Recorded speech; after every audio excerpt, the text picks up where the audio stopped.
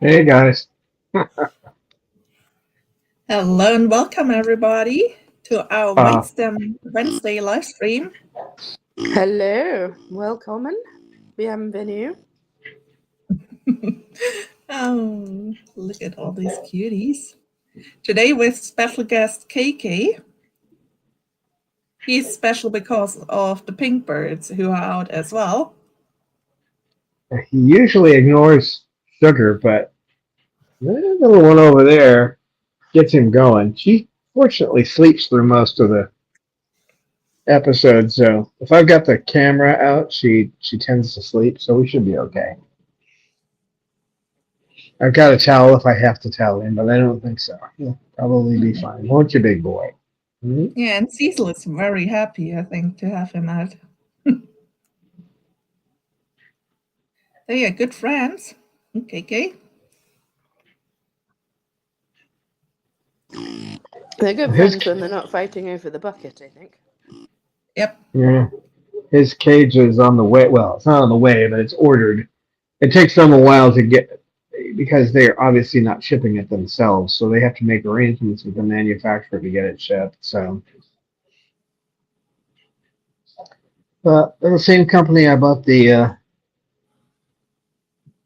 aviary. We got the aviary with the donation from over in Europe from a lady who supports us, and their prices are better than anybody else on cages, that's for sure. But main thing now is finding one that would work for him. That was the hardest part. And they had the only cage that I found, so I keep telling him he's getting a cage. Of course, he doesn't know what that means, but do you, big boy? He says, just give me wood, let me chew it up, wrap me up to put me in my cage. You need your beak done again, buddy. Yeah.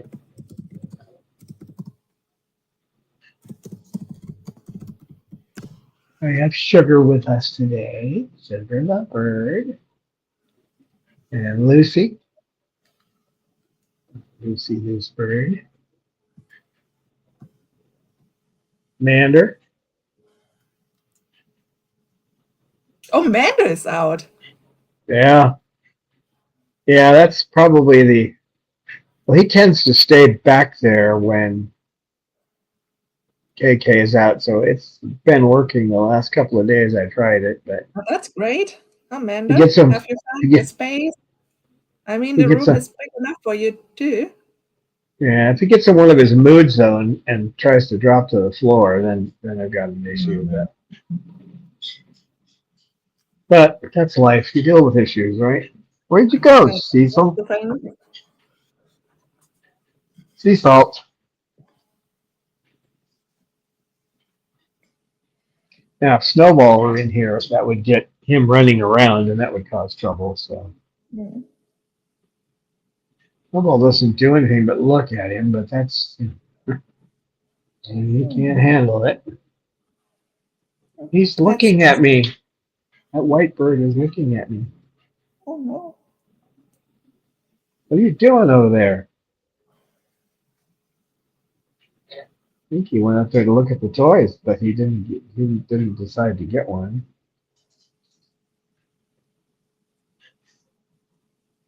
you doing, Cecil? Hmm? Sea salt. Sea salt. Yeah, he decided on that toy.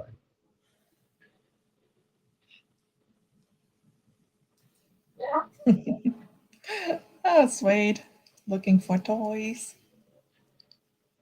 Hi, Kelvin. Hi, Jocelyn. Hi, Falcon Sue.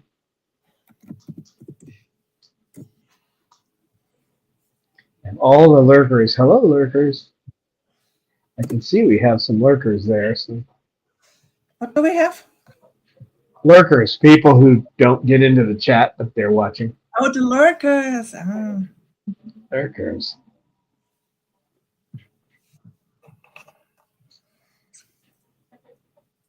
Hi, big boy. How you doing? How you doing, Okay, big boy? bird. You want me to move over? All right. You want to go down there? The usual spot? Mm. Mm-hmm. You just about destroyed that thing. What are you going to do with it?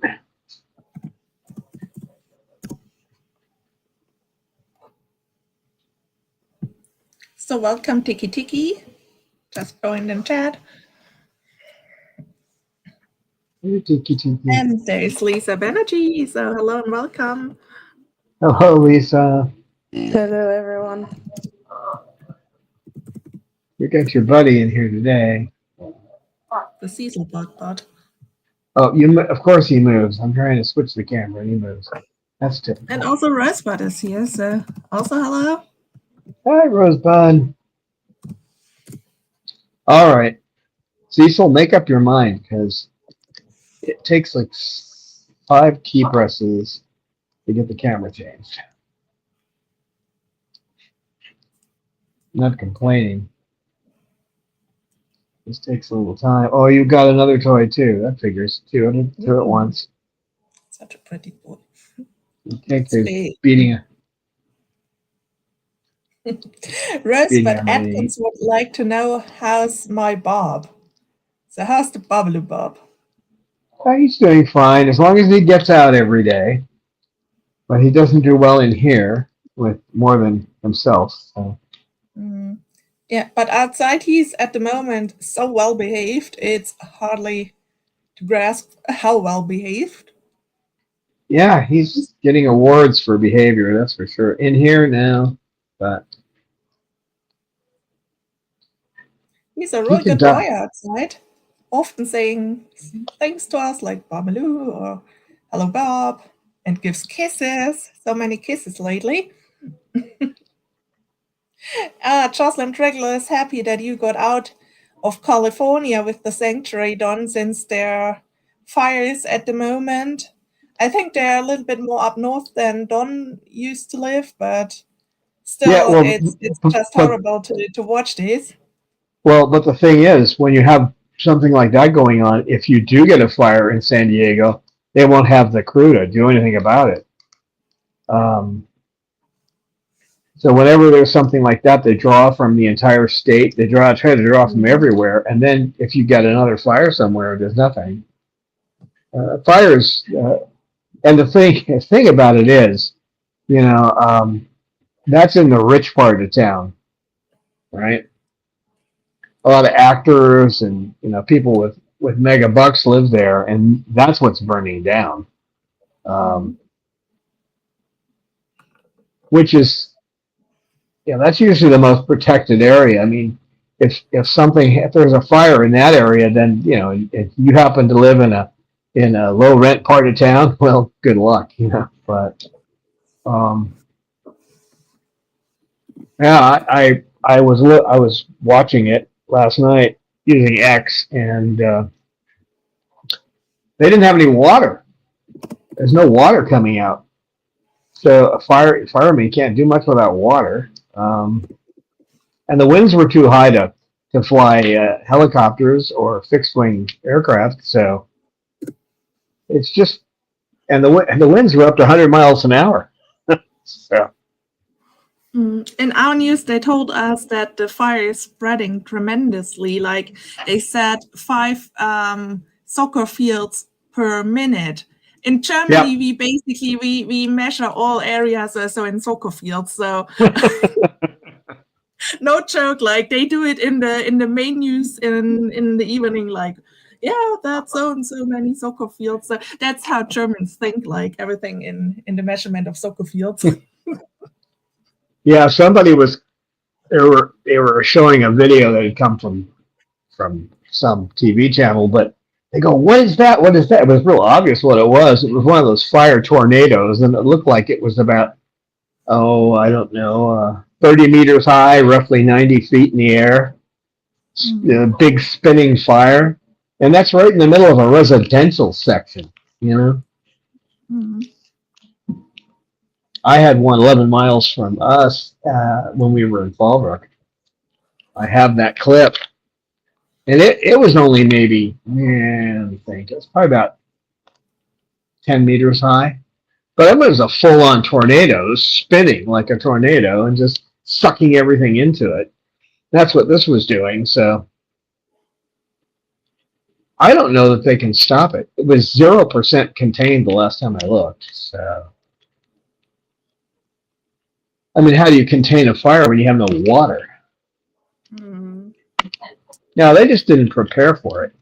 You know, you'd think the people in that area were rich enough to make sure that they'd have fire protection, but I guess they assumed it would never happen to them. That's probably one cause, but the other is, I think, at the moment, they have nothing to prevent this kind of action. It's just too big, too fast. It's just like it has become a new dimension. And well, now they need to look how to deal with it. I mean, of course, if they put enough resources in it, but I've never seen doing a state this, at least not in the past. Well, normally there is water, at least. You know, at least you have. Cecil, you whacked me in the ear again, you big toad. You're not supposed to whack me in the ear. But actually, in near enough to the coast to have enough water?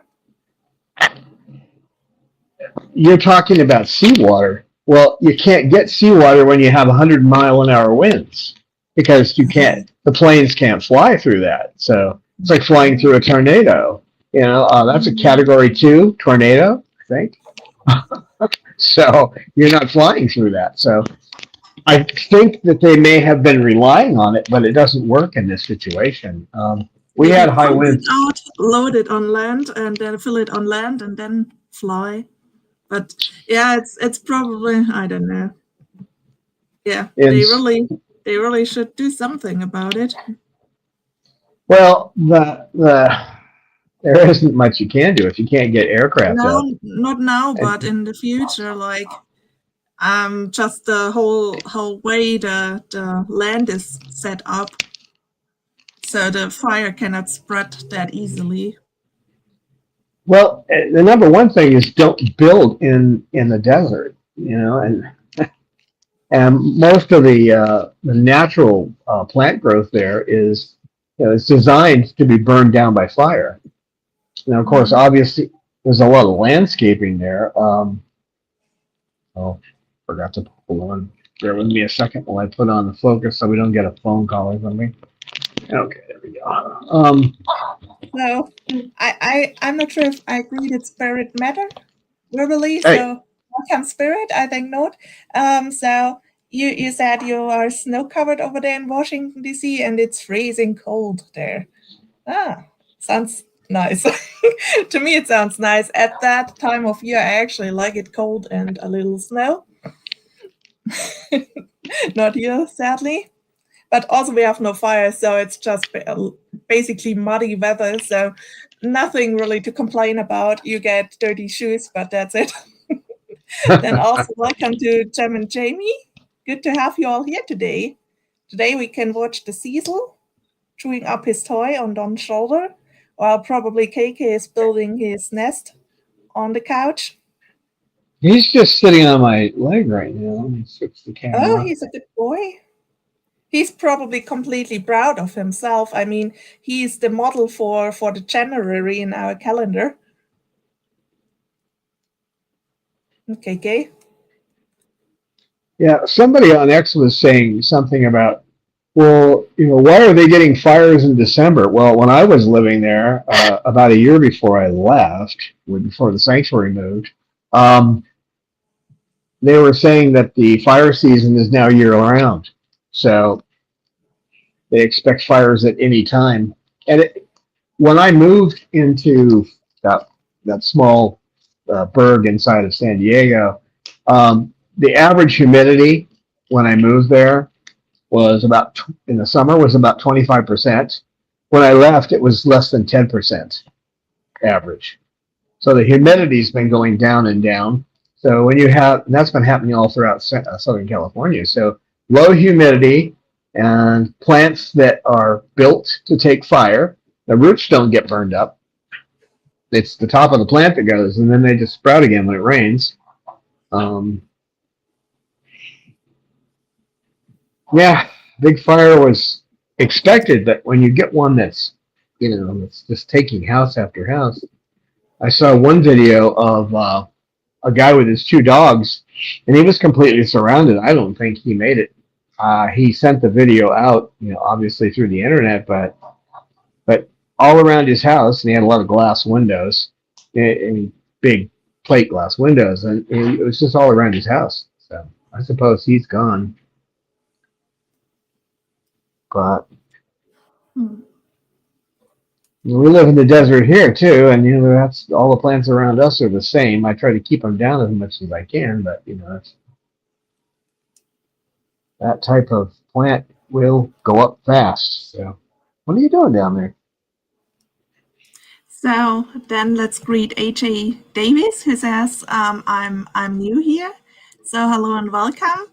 He had once a sulfur-crested cockatoo who was a complete sweetheart, and now has a very moody foster umbrella that was just adopted by him, so far I understand that, and he's looking forward to your expertise, Stone. Well, help where we can, that's for sure. Where is he? Change the camera, because the only one who's doing anything right now is Mr. Cecil. Well, KK's down there, but he's just making a little nest. Cecil is chewing on this. You've just about done that thing in. I mean, there's not much left of it. Enough for you. Lots of beak holes, huh?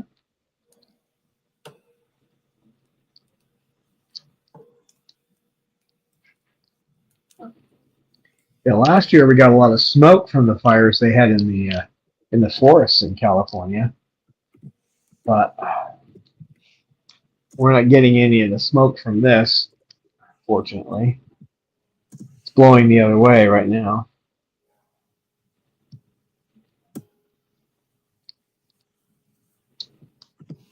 What are you doing? Oh, now you're going to take off a big chunk of it? Yeah.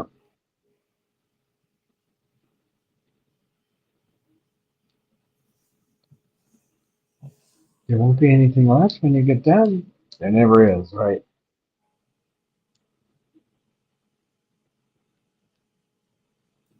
Yeah, we're talking a little bit about aggression, the causes of it today, but we've got a rescue umbrella. Who knows what it's had to deal with in its life, so they develop responses to it. And one thing we frequently see is they get into a cage and they start to feel comfortable inside the cage, and then they defend the cage. That's territoriality. So the source of the aggression there is, don't mess with my cage. Bob does some of that. I have to be cautious how I work with him. I mean, he won't just out and out bite me, but he doesn't actually want me messing with his cage.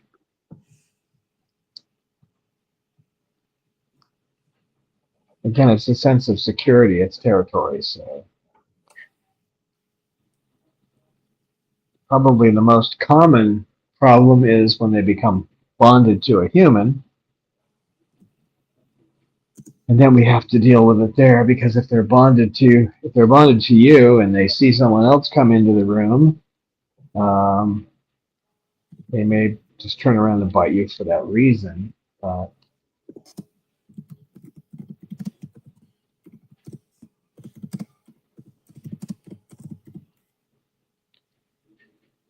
And some of the things they do, you may never know why they do it. You just have to deal with it as it is. So I can move my hand pretty fast, and he doesn't react to it.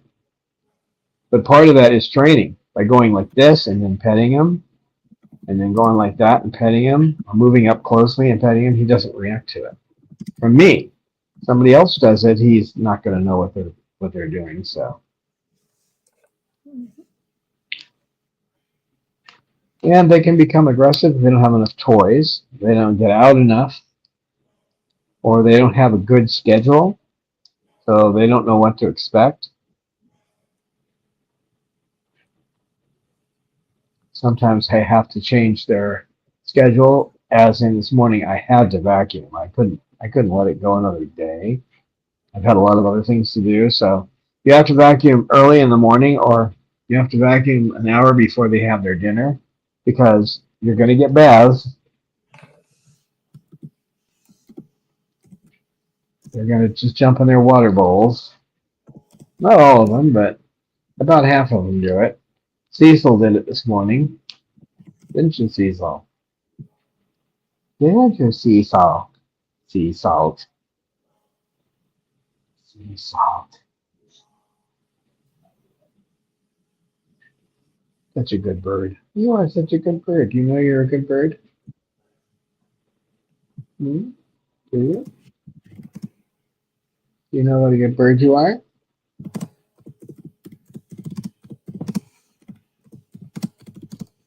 Cecil bird. What are you doing, sugar bird? Scratching the face? Having a good scratch is always great. Slide 1. Pet me. And someone is flipping over there. Has Jasmine come out? Obviously. Yeah, that's not optimum. Oh, the more My lucky goodness, she's start awake. something. Jasmine's awake during the live stream. Oh wow, that's something new. Was that a Jasmine New Year's resolution like? Well, she'll start moving around, and then Mander will start moving around, and then I'm going to have to deal with KK. So you can basically, or will probably able to watch aggression dealing live. Yeah, probably so.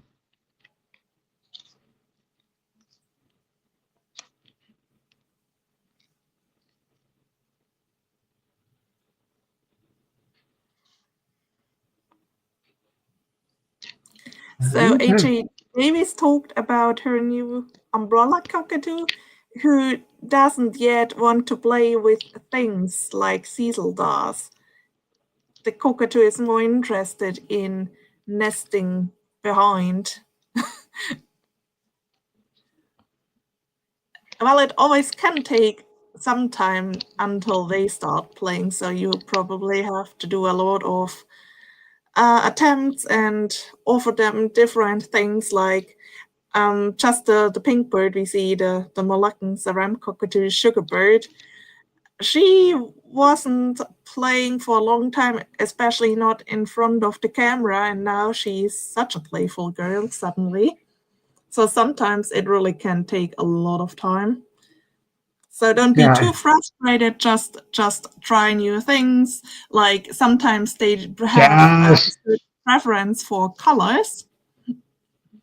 Like when you give them wood or so.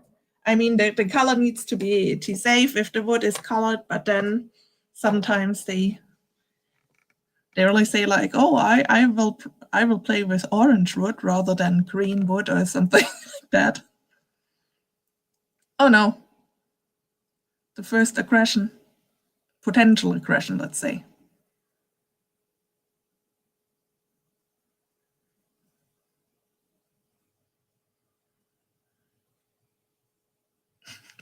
So Don has muted himself. I'm not sure if Jasmine is crying or Don is crying to the birds and doesn't want to get your earphones kill your ears. He's saying things that can't be said on YouTube. I don't think so. Well, maybe yes, but not the things people probably expect.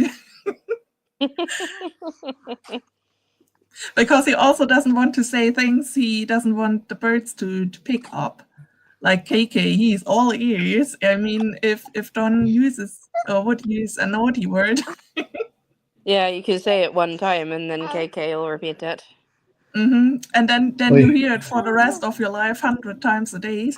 Well, I just had to shout loud at her because she won't pay attention to me unless I do, so.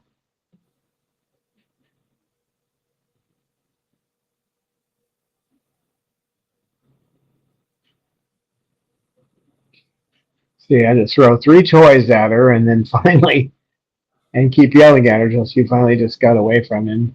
So, but this time he was smart enough to just stay there and not start moving.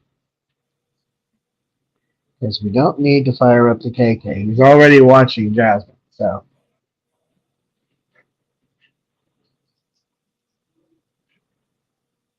Jazzbird.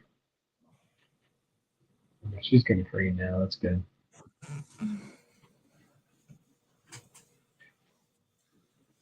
These two.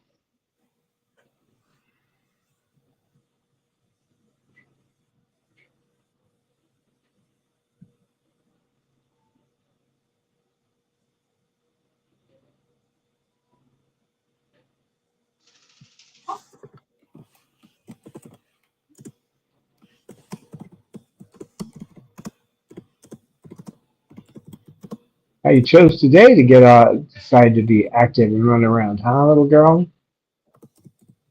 Uh-huh. Yeah. Mess with me. That's what you're doing. You're messing with me, aren't you?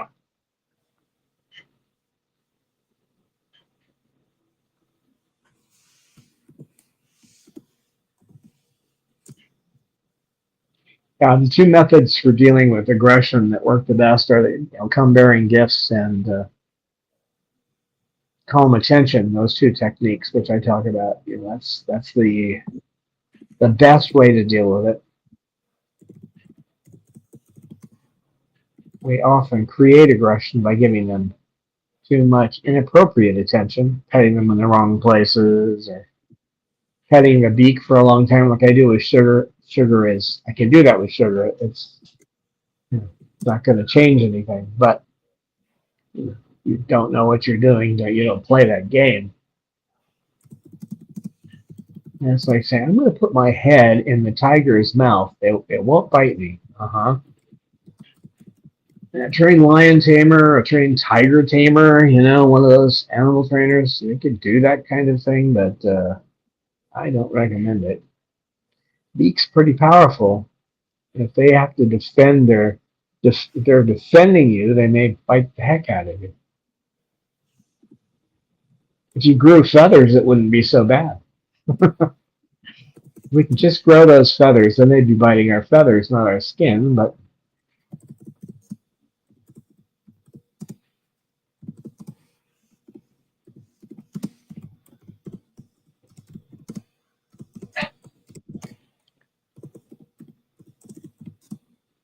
if they don't have enough to do, then they can become aggressive too. So just the same way if I were to imagine somebody locking you in the closet and then just leaving you in there and putting food in under the door, and you're in kind of a dark room in this dark closet, and you just get after a while, you're not going to be the friendliest person.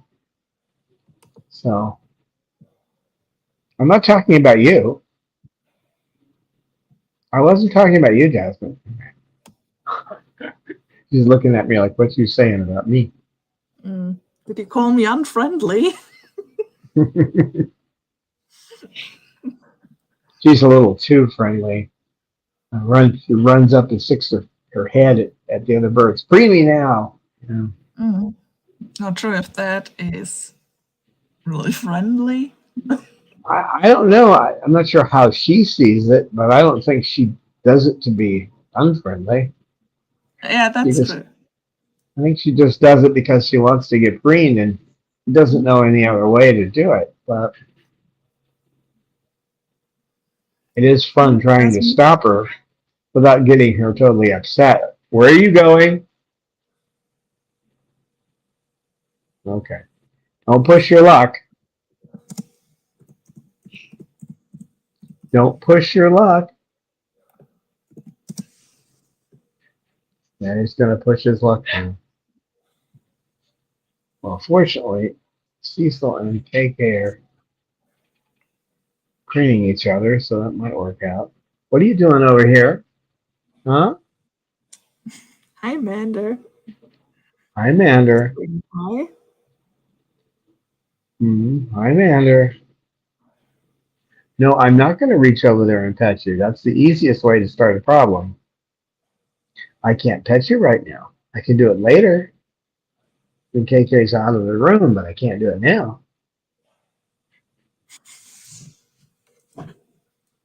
You have to keep in mind that when he shakes his head no, he means yes.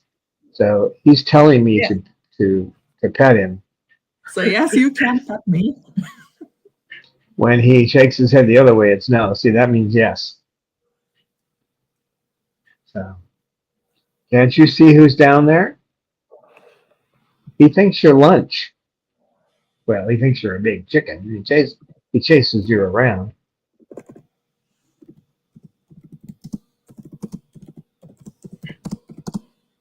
There's no dominance in parrots, so it's just situational.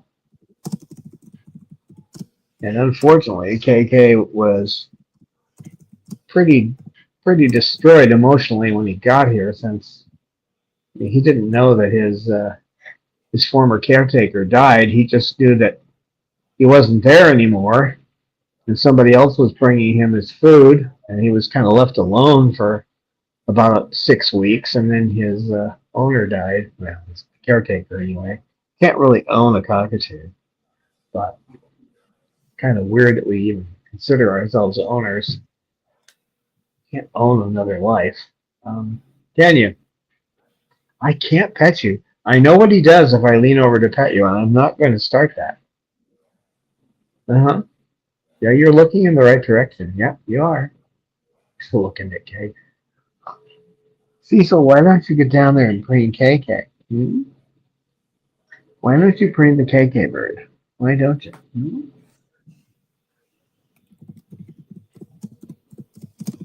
So thank you so much, Lisa Banerjee, for your donation. She just donated about $50. Thank you so much. Thank you, Lisa. From Rico to the Florida. Thank you, Rico. Yay, thank you, Rico. Thanks, Rico.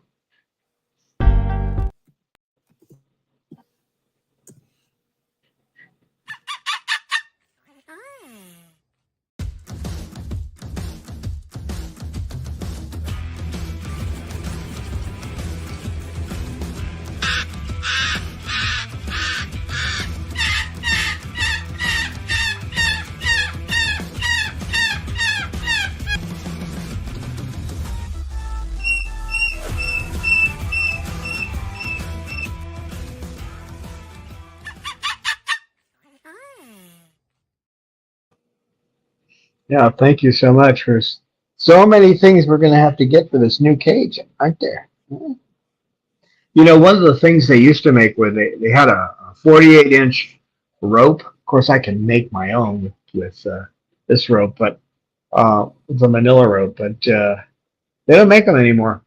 They make them up to 36 inches, and they don't make 48s anymore. So that's okay. I've got plenty of manila rope. I like to put a good piece of 1.5-inch rope through his cage,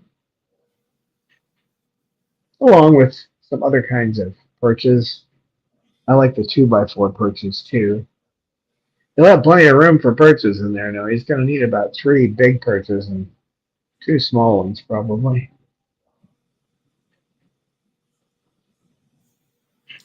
So we just got a site from a chatter in Facebook from Elizabeth and Rafe. So hello and welcome. And she really likes your site when you said you can't really own a cockatoo. She commented good stuff. So thank you for that.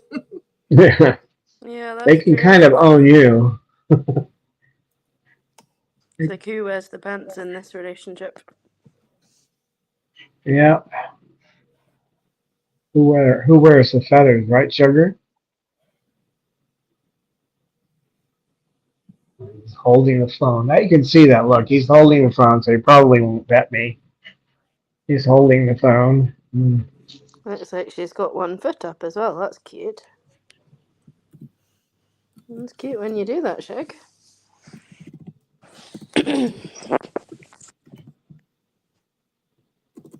Cecil, I'm getting worried about you pulling. He's got old feathers coming out, but then he chews them up, which I don't really care for. These are just old feathers that need to come out anyway, but he isn't messing with the new ones, so maybe it'll be all right. I don't want to get him on medicine too. That's right. Bad enough 10 of them are on meds, but it isn't uncommon. So most birds I see on any of the social media have some form of cockatoos anyway have some form of feather destructive behavior.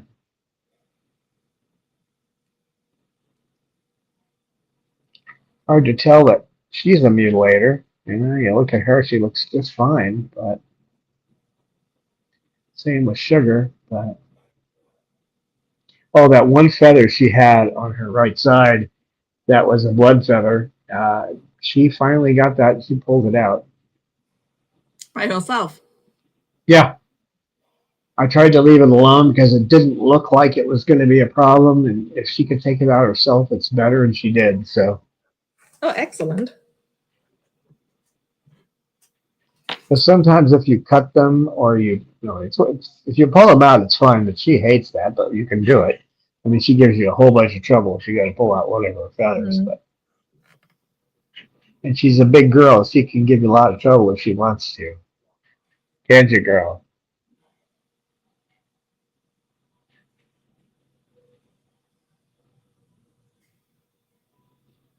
Now, there's so many little things that can cause aggression. The number one thing is if you get them bonded to you by giving them inappropriate attention. Sometimes it's not that. Sometimes they just, like with Pippa. She just said, "That's my man," and that was it. The day she saw me, I'm going to switch cameras here and make it a little different. Settings, camera.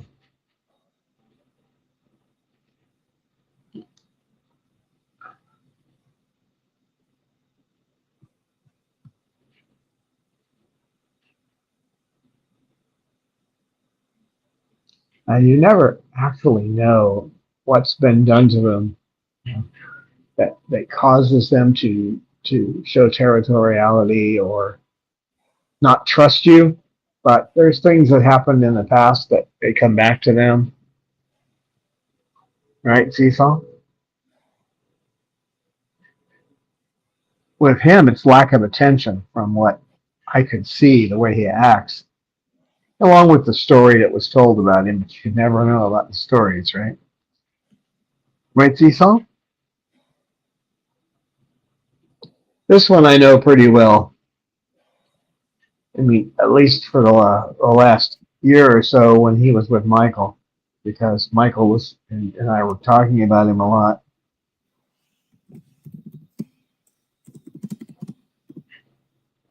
And he had some aggressive tendencies. I don't know exactly why, because I wasn't there. This was in Alaska. But I know that as soon as he decided he was going to cut his feathers so that he wouldn't fly into his face, he got a lot more aggressive.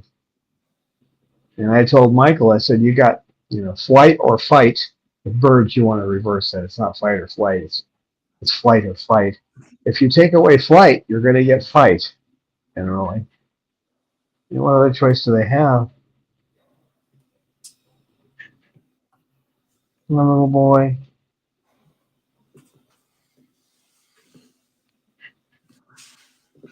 You're such a sweet little boy, aren't you? Aren't you a good boy? That gotta do it again today, probably. It's starting to really get that scissor business. And that's the thing. Any bird, no matter how sweet and nice, can get problem behaviors. It's not related to their temperament. It's just it gets them something they want or need, so they keep doing it. Yep. Well, sometimes with aggression, it can be just fear as well. I mean, you don't know what other people have done to them, so something you do may evoke fear, and then they may have developed a response of biting. In the wild, they would just fly away from something they were afraid of, but in captivity, that's usually not an option. So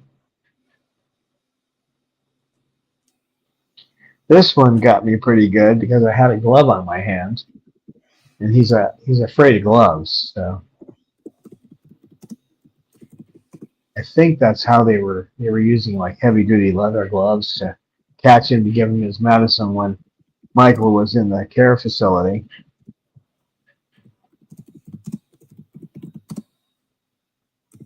I don't know though. You can only get so much information out of people. So what's important is to deal with the behavior you have now and recognize there's a reason for it.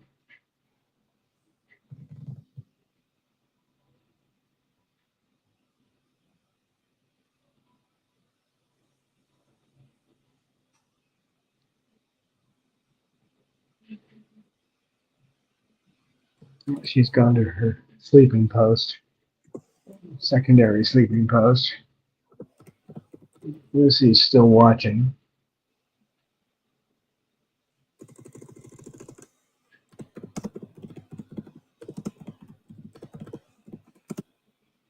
That's a good question. No, all the birds here, with the exception of Pippa, enjoy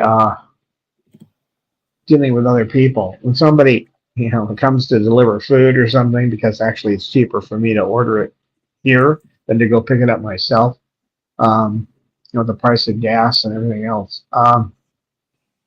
They immediately start squawking, and then this one especially, will start talking, trying to get the people to come and say hi. They're not allowed to come in. I mean, the companies won't let them come in. Whoops. What happened here? There we go. Yeah, they're not supposed to come in. But, yeah, they all like people. Pippa will get along with most men, but they don't take a chance. I need somebody who would be a good victim. I mean, a good volunteer to work with her because she's bonded to me, but she doesn't want to interact with especially with females. She's done it once. One Well, I time. think she wouldn't get on with Tim Cook, even though he's a man. I don't know. He seems a pretty affable human being. I think that's what it would take. But if he was dressed like Frank, probably not. But some of them have better social skills than others, even though all of them like socializing, which is kind of funny. Yeah, Cecil has great social skills. Bob does when he's not here. If he's out in public, he's good with almost everybody. Almost being he doesn't let anybody mess with me. So, but yeah, he's good with kids and everything else. He's outside his territory. Amanda likes people as long as they're teetotalers and they don't wear anything on their heads. Yeah. No hoodies. No hoodies, no big headphones, no ear defenders. No beer in your hand. Yeah, that's him. But he gets along fine with people with those exceptions. Sugar's pretty standoffish. She actually prefers not to mess with other people. Right, Chug? What if they have a lot of fries with them? A lot of what? A lot of French fries. Oh, well, yeah, she will show an interest in you if you've got a French fry, that's for sure.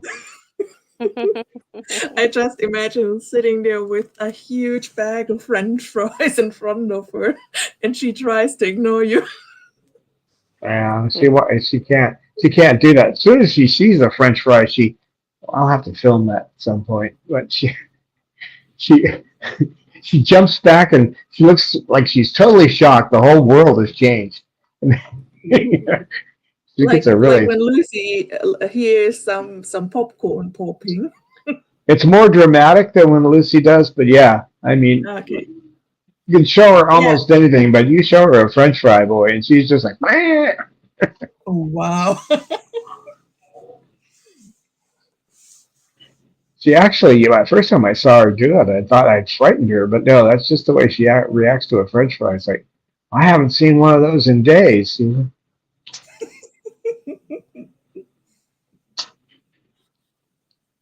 I don't know, maybe she's shocked he actually thought to bring me a French fry or make me a French fry. It's not that Now we hard to said the make a two French fry. keywords: French fry and popcorn. Yeah. Well, you two are going back to doing that again? Yeah, okay.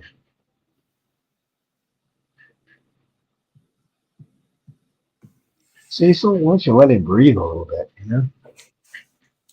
know? I think they're merging to Kazel again. Yep.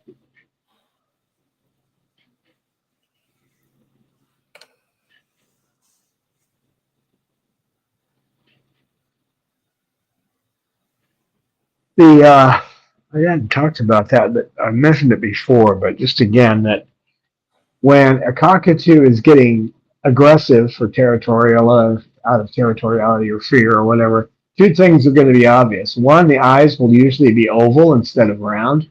They make their eyes oval, like they're squinting at you. And then the feathers on the back of the neck come up by themselves. But you'll see that in Amazons or any other parrot. Actually, you'll see that feather on the back of the neck. That's really common. So, and the oval eyes as well. You see that in an Amazon, you really want to step back.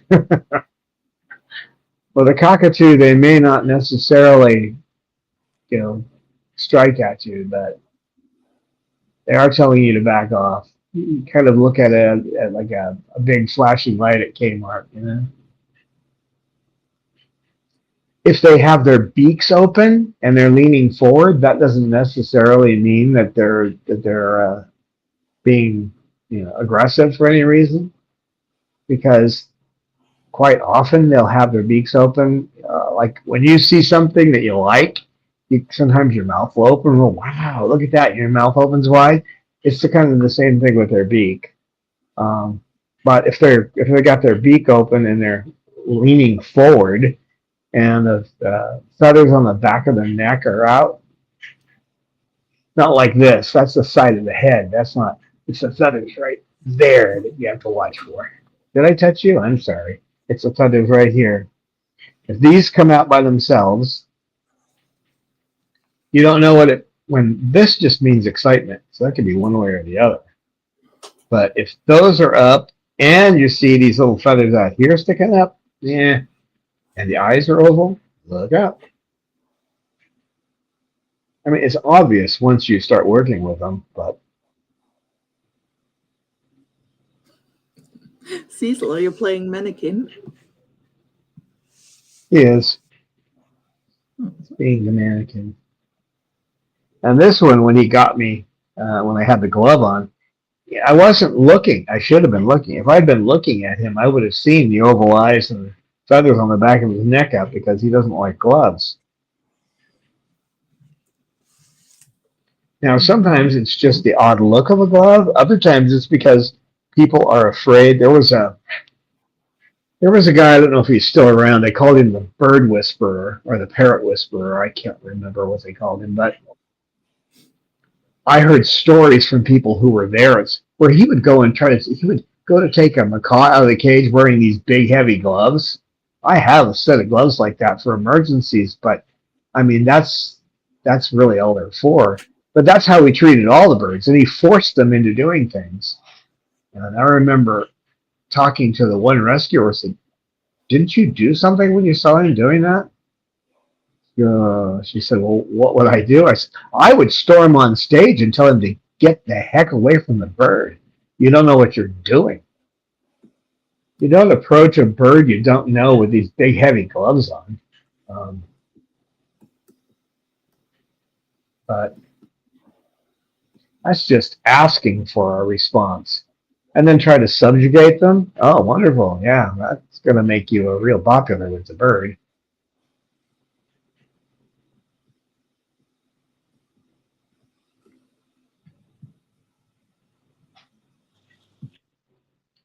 That was a long time ago, so I don't know if that guy is still around. But and he used to go from like bird club to bird club, showing them how you're supposed to work with birds, and he didn't know the first thing about how to work with birds.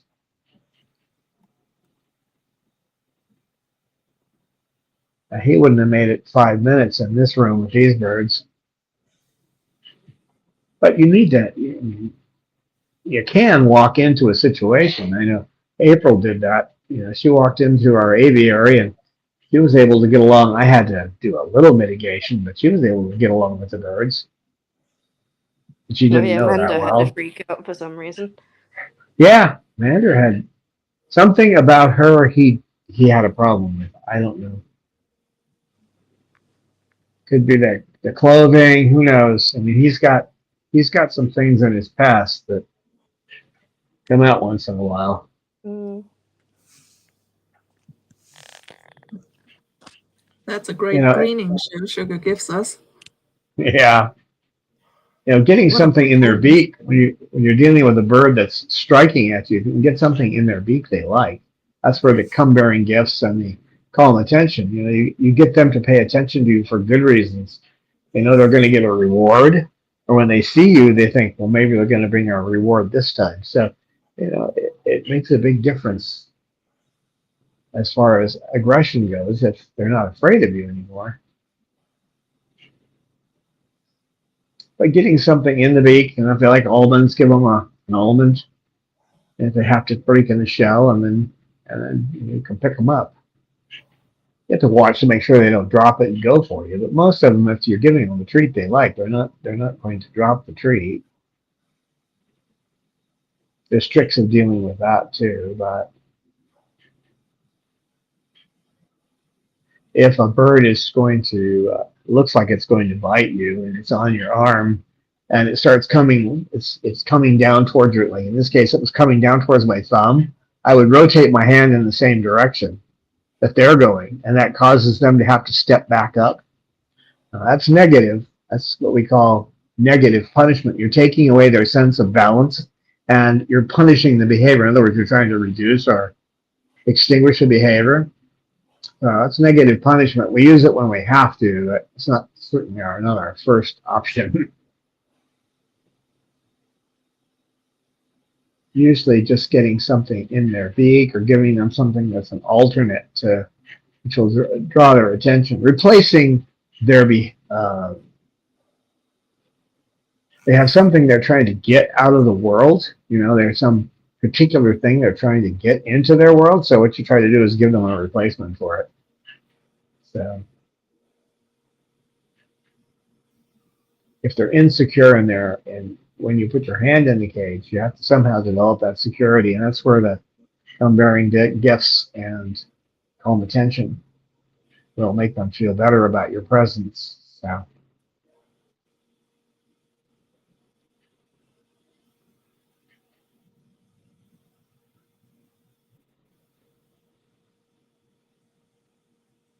hey, Cecil.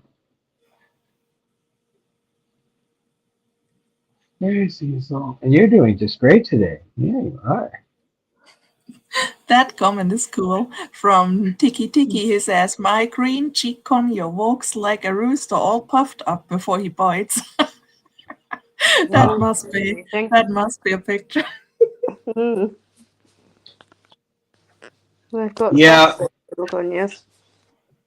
the conures. Yeah, I've seen that kind of behavior in conures too. There's always a little species specific behavior, but if you notice the eyes and you look at the back of the neck, you'll usually see that's always the case, no matter what kind of parrot it is. But yeah, there can be some specific behaviors. With him, he'll crouch down if he's going to start getting aggressive. If he's trying to defend the couch or something, he'll first thing he'll do is he'll hunker down and he'll squeeze his eyes though, and the feathers on the back of his neck will come up, but he'll also hunker down. Where Cecil, it doesn't get aggressive terribly often, but if he's going to, he'll actually stand up. He'll stretch up, but he'll still have the oval eyes. What's your big boy?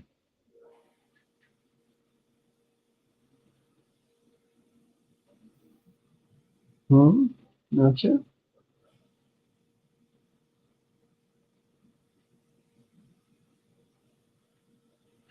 Hi.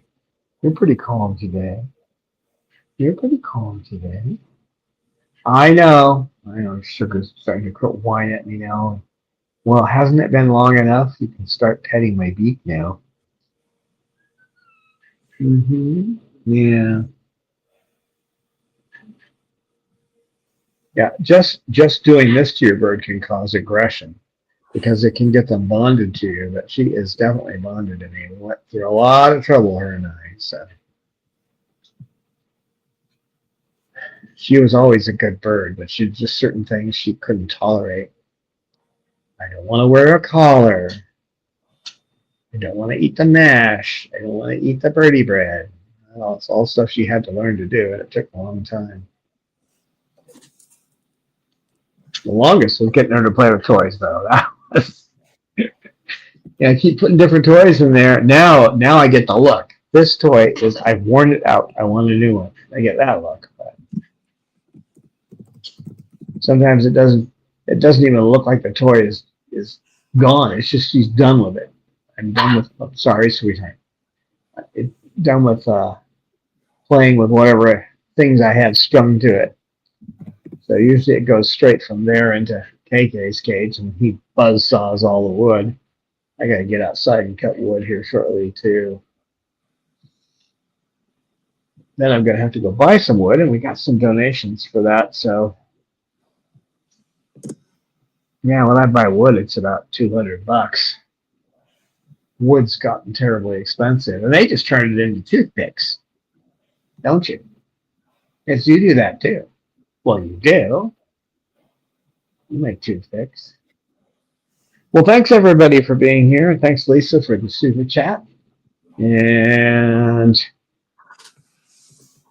thanks, Amy, and for the live stream.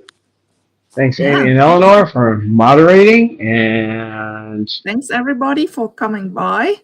Remember, if you still need a calendar for 2025, there is some available with our birds in our merch.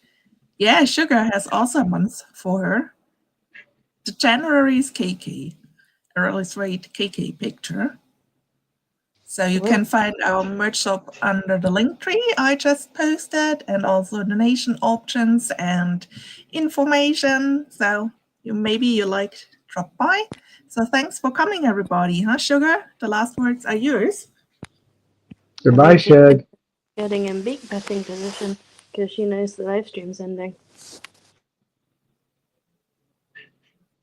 Bye, Shug.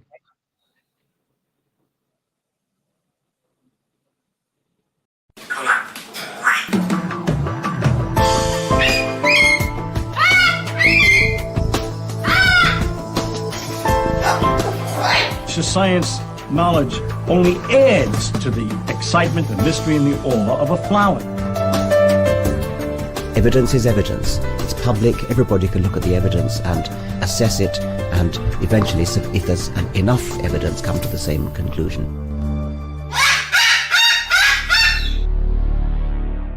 The Chloe Sanctuary for Parrots and Cockatoos, a nonprofit charity dedicated to the empowerment of captive parrots and public awareness.